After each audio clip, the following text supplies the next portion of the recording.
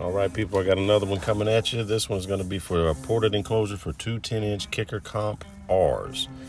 3/4 inch MDF, 100% glue coverage of course, sliding adjustable clamps, and 1 5/8 coarse wood screws are the materials used.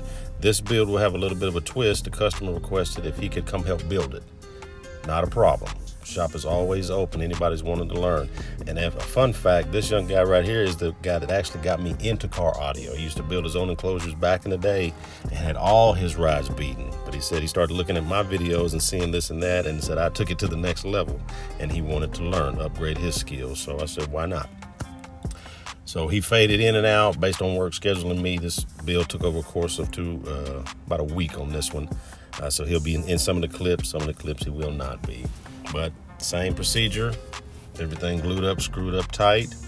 Now he's getting the porting area ready, getting him on the 45s. Got his ear protection on, safety first in the shop. I don't have that Aflac insurance. So now we have the port openings ready. Get ready to measure for cutting out the subwoofers, the ID and the OD. I always double check myself. Factory is usually right, but I've come across some where they've been off a little on numbers, so better to be safe than sorry. Found the center point, knocked the nail through, pre-drilled the hole. This one we're gonna add what they call a sleeper baffle that I do versus using a whole piece on the inside. I'm just gonna use some scrap or fall off pieces from other builds to kind of help minimize on the space that he has in the vehicle. Went ahead and cut it just so we can add these in. I added that little support piece where we were routing it out just so the board wouldn't warp or the router wouldn't jump out of his hand while he was using it. Masked off the area to prevent paint overspray. Pre-cutting, getting ready for the port assembly.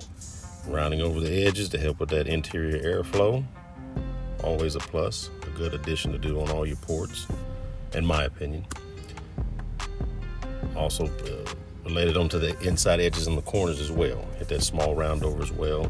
Here we add a little bit of 45s to each interior corner, again to help with airflow. Masked off the top area, got it all marked out and ready and prepped. Sanded, wiped down. And we started applying the paint. And we use rattle can paint, just store-bought, Walmart, don't matter, nothing special, nothing particular here. I like using flat black just because it makes the port area disappear, give it that look. And if you don't, it is a fingerprint magnet, so if you choose to do this, you can add a clear coat over it, a dull gloss or semi-gloss to kind of help with the fingerprints. I've done that in the past as well. Here, adding some additional clamping as I put the screws in. Put some pocket hole screws on these top pieces just to minimize filling in screw holes in the port area. Sometimes we like to change it up a little bit, try different techniques. Watching other great builders in the process, seeing them doing things and taking a little bit from them as well and applying it to our builds.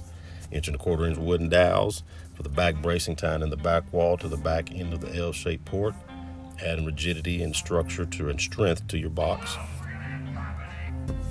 Clamping it into place, screws and glues as always. Here's showing you different lengths, why we went with certain ones, and you can see based on the depth or the width of your port, you have to size accordingly so that the screws don't run into each other.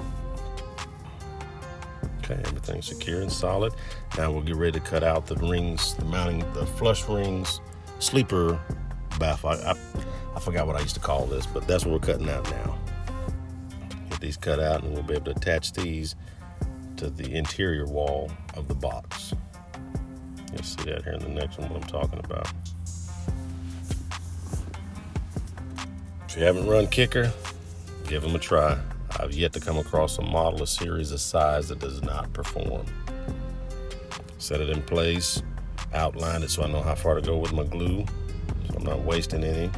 Secure them into place with some clamps, I believe. Yep. And then I use some 1 1/4 screws on the back side, that way it does not stick through on the other side, using 2 layers of 3/4 inch.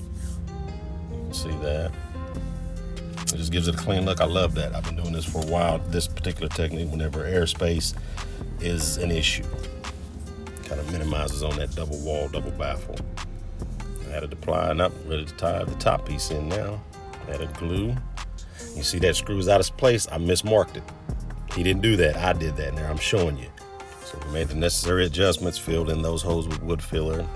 Never been seen anyway, but just wanted to show you that we do make mistakes over here, but they can be fixed. Once we tied everything together, hit it with another layer of glue on the inside, filling in any miscellaneous gaps we may have had to kind of smooth everything out. We got the orbital sander, 80 grit pads, and hit it with a once over.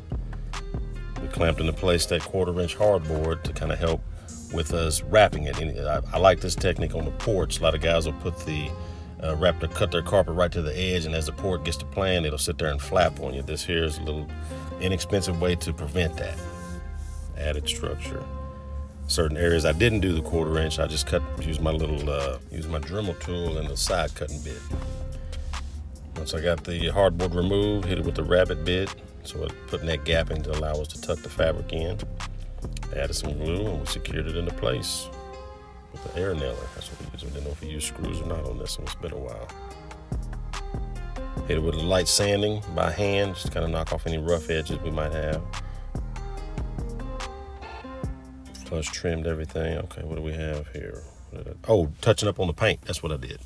Once we went around with that rider, did some scuffing on that paint we did. So hit it with another touch up on that. Get it back looking like it should.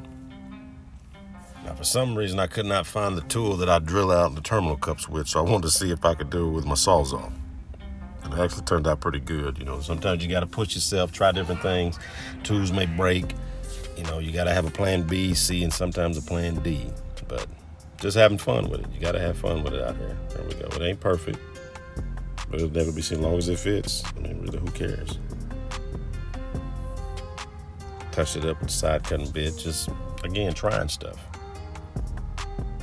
Good fit, get it square and even, pre-drill the holes. Now we can get ready to wrap this one. I always use that 3M number 77 2-part spray. You see it right there, spraying both surfaces. Let it tack up till it's dry to the touch. Rub it into place, start pushing in the fabric in them gaps that we cut at rabbit edge around those hardboard pieces. Same thing on that we use the side cutting bit for the Dremel. Start tucking them in, trimming them out. As you roll to the next piece, we add a little protection so we don't get that overspray. I'm showing you that technique there so you get a clean edge. I like doing it that way. It's very inexpensive and it comes out very clean. That's what we're all about, stretching that dollar here at the shop. Got some relief cuts. Added some staples around the bottom just so to prevent lift over time, which, you know, if you mess with glue, you know it does. Push the edges down. I like this carpet or fabric because it doesn't have a backing, so it stretches. It's thin, very affordable, but it's malleable. Updated the terminal cups. Went with 12 gauge speaker wire on this one. It's the wiring we went with. I think it was running a JL amp. And I hate when I see speaker wires connected together and you see the wire through the back.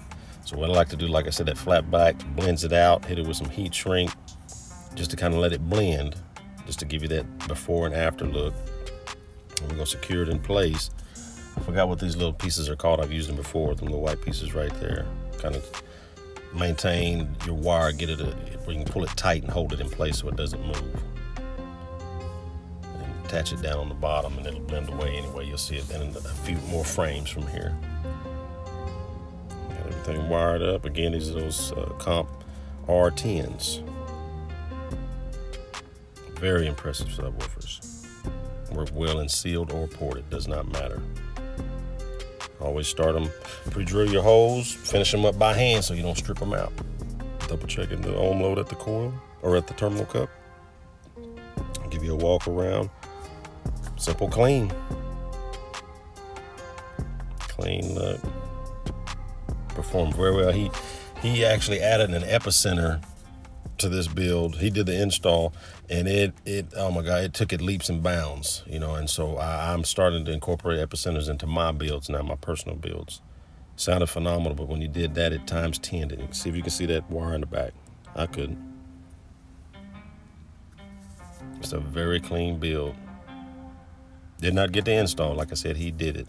But that's another one for the books. Thank you for watching. Tune in for the next one.